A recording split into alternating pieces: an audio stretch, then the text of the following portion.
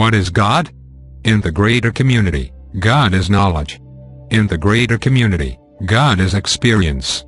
In the greater community, God is the communication of profound insight and recognition from one to another, permeating all manifest life. This comes into being in the realm of your experience. God seems like different things to different people and to different races of beings in the greater community, but the essential experience that ignites the desire for God, the awareness of God and the relationship with God is the same everywhere. This religious impulse, the impulse towards union with God, is universal. Though it seems remarkably absent in some cultures and apparently expressed in others, the impulse is the same. What God is must be expressed in terms of your range of experience and your capacity for experience. In the greater community, God is so total and complete that any definition would always falter and fail. Therefore, let us say that God is the experience of total relationship. You can experience this for a moment here and there and for longer periods should you prepare in the way of knowledge. This is an experience which can both be translated from one world to another and shared and demonstrated from one being to another, bypassing and transcending all divergences of race, culture, temperament and environment. This is God. God for you is God in action. God for you is an experience that is unlike any other experience in life, yet this experience gives meaning to all of your other experiences. In the greater community, God is complete. In your world, God is a God of your world, a God of your race, a God of your history, a God of your temperament, a God of your fears and aspirations, a God of your great heroes, a God of your great tragedies, a God that is related to your tribe and your time. But in the greater community, God is so much greater, so complete beyond the definitions of any race, beyond the history of any race, beyond the temperament, fears and aspirations of any race, beyond the grasp of any individual or collective philosophy. And yet, you find God in a pure impulse, in a timeless moment of recognition, in the desire to act beyond the sphere of your own personal interests and motives, in the recognition of another, in the motive to give, in the inexplicable experience of affinity. These are translatable. This is God in action. For you, this is God. You must think of God now in the greater community, not a human God, not a God of your written history, not a God of your trials and tribulations, but a God for all time, for all races, for all dimensions, for those who are primitive and for those who are advanced, for those who think like you and for those who think so differently, for those who believe and for those for whom belief is inexplicable. This is God in the greater community. And this is where you must begin. To believe in the God of the greater community is too great an attempt because you will realize that your race is small and the universe is great. Here you will be focusing on a God not of your world and of your time but a God of all worlds and all times. What kind of theology or philosophy can embody a God of this magnitude? What kind of human speculation and human ethics can encompass a God so complete as this? Yet your theology of God must be the theology of God's work in this world. And if it is true, accurate and beneficial, it must focus on the experience of knowledge. Knowledge is the beginning of religion. Knowledge is the completion of religion. Knowledge is the evidence of God and the evidence that you are a part of a greater life beyond the limits of your time, beyond the boundaries of your race and beyond the confines of your present intellectual ability. Here there is no creation story. There are no heroes. There is no end of time. There is only the total experience of relationship, which is the experience of knowledge and the experience of God.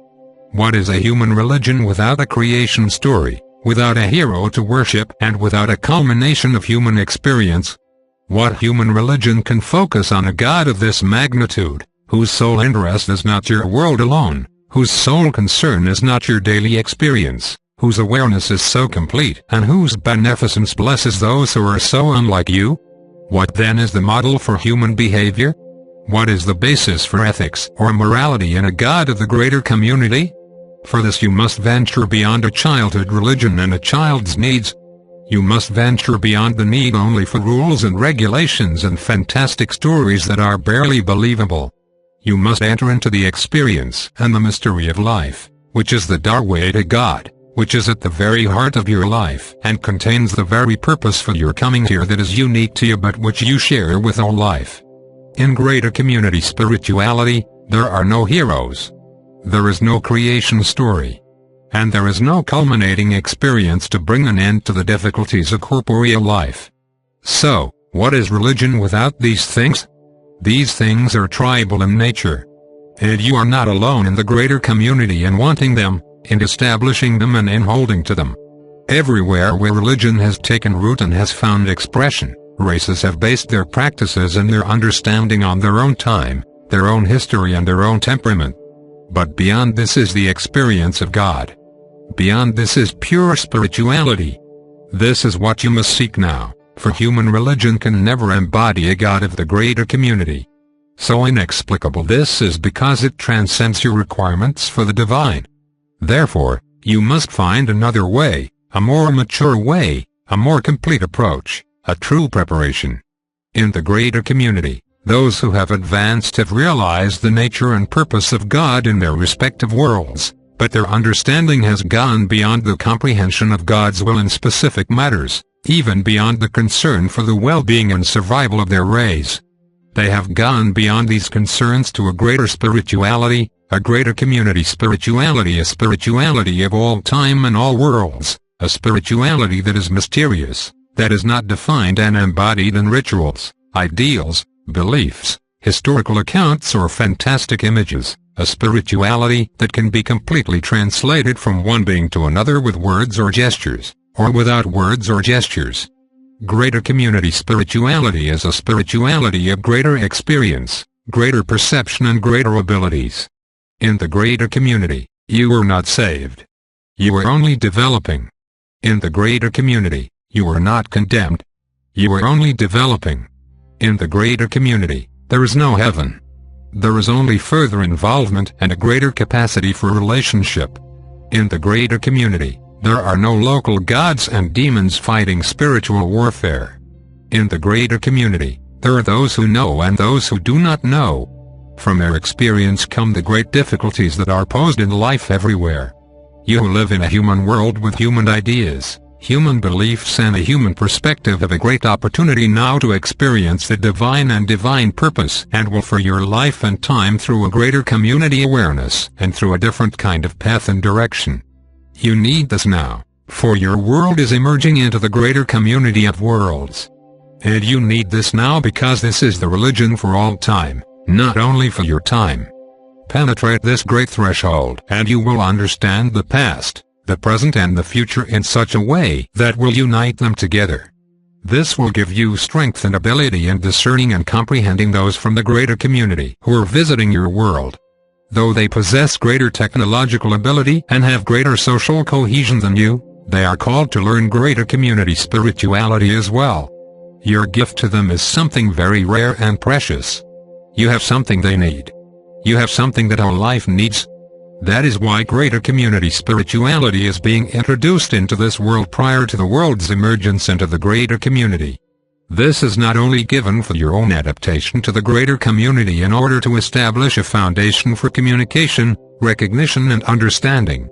It is also given to establish that you as human beings, as limited as you are in your physical capabilities, nonetheless have a spiritual gift to give, a gift for all time, a gift of true benefit. However, in order to find this gift and to give this gift, you must have a greater understanding, a greater awareness, a greater theology and a new foundation for living. This is a foundation that will liberate you in your daily life and that will make your human concerns, which are seemingly so complex and difficult, far simpler than they seem today. What God is doing in your world is related to what God is doing in the greater community. If you do not know what God is doing in the greater community, how will you know what God is doing in your world? And how will you understand the divine presence and experience here? You must see yourself from the outside looking in to see how you are, where you are and who you are at this time. You will need this perspective to see what surrounds you, what encourages you and what holds you back. Knowing what God is doing in the universe can only be translated through pure experience, for the universe so far exceeds your intellectual or conceptual capacity that no language or technology could possibly describe it. And even if it could be described, you would have no way of understanding it. However, this is not how greater awareness and greater truth are transmitted and realized. If you are willing to go beyond your own boundaries, if you are willing to go beyond your concepts, your ideas and your beliefs, then you will open a door to greater community spirituality and to a greater knowledge and wisdom which are so needed in your world at this time. This offers you every advantage and a foundation for giving to others in the future. Yet to do this, you must be very courageous. You must venture into territory where people have not gone before, into a new kind of sacred experience and into a universe far greater and more complex than anything you have had to contend with in the past. You will have to learn to be comfortable without definitions. You will have to be secure in a greater foundation within yourself. And you will have to have great companions. This is not an adventure. This is a journey of the greatest magnitude, a journey which cannot be undertaken alone, a journey with difficulties and dangers, but a journey that is needed and that calls to you. It calls to you beyond your ideas, your goals and your concerns. It calls to you now.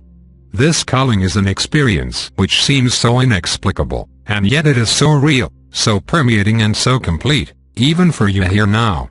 It is a window through which to see a greater universe and a greater God at work.